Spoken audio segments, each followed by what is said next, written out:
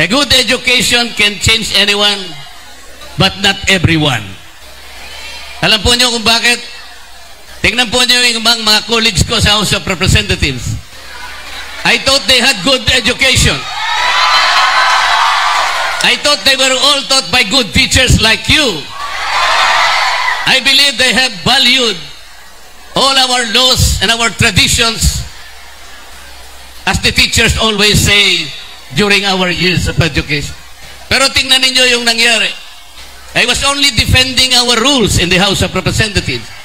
I was only defending the traditions that make us all, because these traditions are the ones that we kept for so long a time.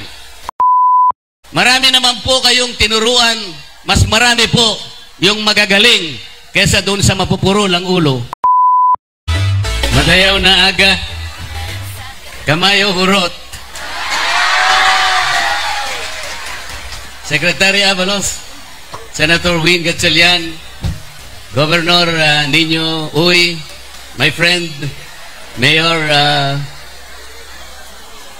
Osnan, where are you?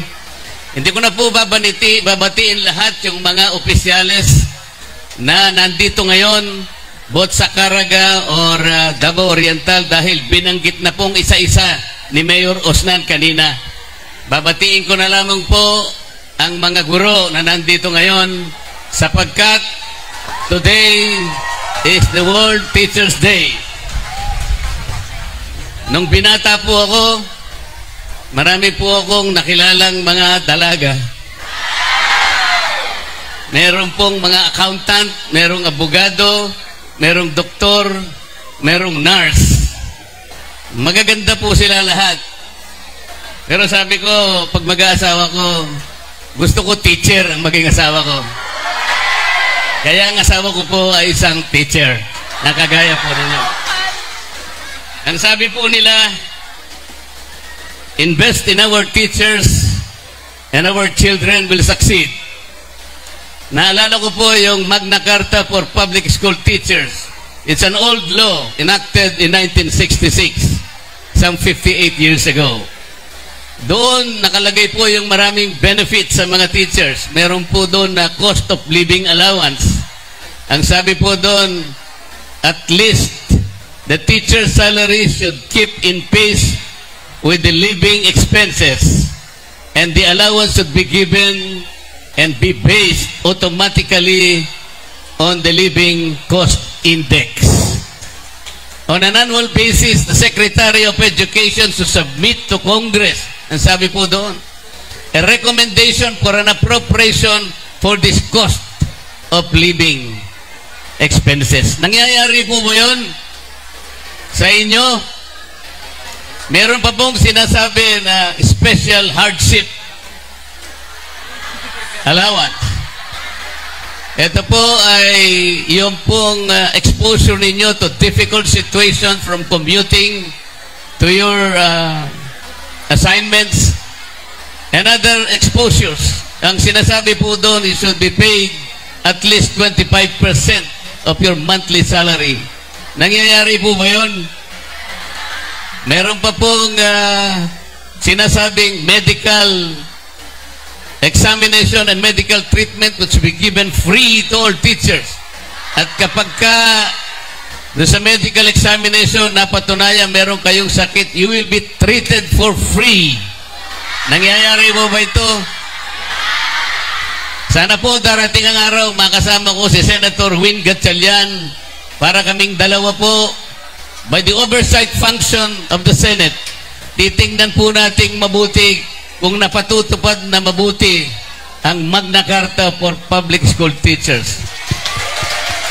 Ang sinasabi po kasi, the declaration of policy is to promote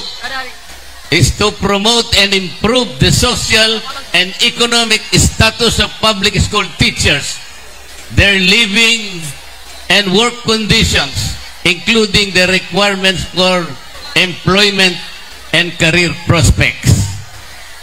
58 years after the enactment of the law, we have yet to fulfill the realization of this declared policy. Kaya kailangan po siguro, total nandiyan naman si Senator Win, baka sakali pong magkita naman kami sa susunod na Senado. Meron pa pong isang sinasabi about teachers. A good education can change anyone. May I propose a little amendment? A good education can change anyone, but not everyone. Alam po niyo kung bakit? Tingnan po niyo yung mga colleagues ko sa House of Representatives. I thought they had good education. I thought they were all taught by good teachers like you. I believe they have valued all our laws and our traditions, as the teachers always say during our years of education. Pero tingnan ninyo yung nangyari. I was only defending our rules in the House of Representatives. I was only defending the traditions that make us all, because these traditions are the ones that we kept for so long a time. These are time-honored traditions that cannot just be discarded, cannot be erased. The office of the Vice President is not subjected to questions, and that is the well-kept tradition. Ano pong gagawin natin? Huwag po kayong mag-alala. Marami naman po kayong tinuruan, mas marami po yung magagaling kesa doon sa mapupurol ang ulo. Hindi na po ako magtatagal because we have a flight to catch up.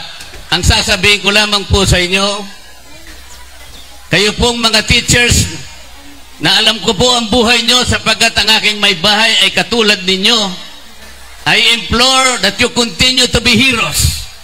I came here not only to celebrate with you.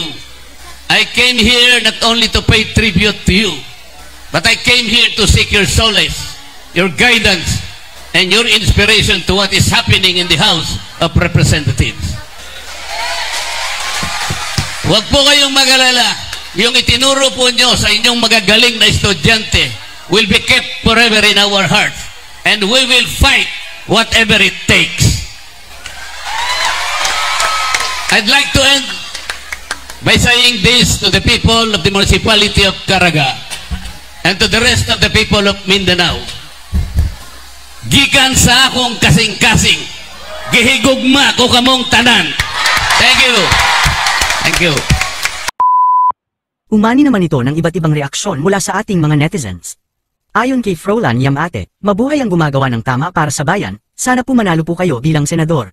Pahayag naman ni Ron Candle, ireklamo ang mga party list na pangit ang layunin sa bansa at inuuna ang paninira at kasinungalingan. Uphold the truth and true service and fight corruption and deceivers.